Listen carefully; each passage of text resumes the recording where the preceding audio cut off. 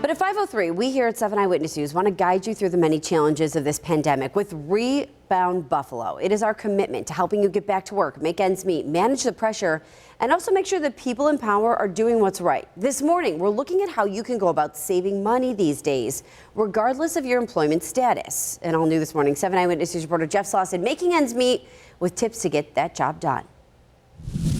This financial crisis is incredibly unique. What we see today is a health crisis, which is driving an economic crisis for us. It's led to Anthony Ogorek and Ogorek Wealth Management's phones ringing off the hook. The people seeing the biggest problems? People who've retired recently, perhaps this year, perhaps last year. So for those people, Ogorek says you will need to adjust your life. Take a look at their spending. They need to be taking a cue from what the corporations are doing.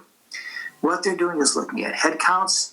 They're looking at ways they can reduce expenses. Ogorek said there's a few ways in which the economy can bounce back. The V is the best case scenario. That's when the economy goes down and then up immediately. The L is the worst case scenario. That's when the economy goes down and then stays down. The U is when the economy goes down, is down for a bit, but then eventually does go back up. He thinks the most likely scenario is the W. That's when the economy goes down and up a few times before ultimately going back up. That means there isn't necessarily a time for panic, but it is a time for being prepared. Be as bad as you think, and that's typically what we're hearing from people.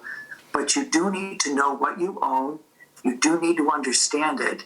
And in the event that changes need to be made, you have to really take a close look at that. First, look for car insurance help with the roads less crowded. Insurance companies are offering rebates of typically 15%. Some are offering 25%. Second, do not take out a loan on your 401k. You lose your job or you change employment, that loan has to be paid back. If it isn't within 60 days, you owe taxes on it as it is seen as a withdrawal. And finally, be aware of your worth and all assets you have. And what we are advising clients is to affect the things they can affect.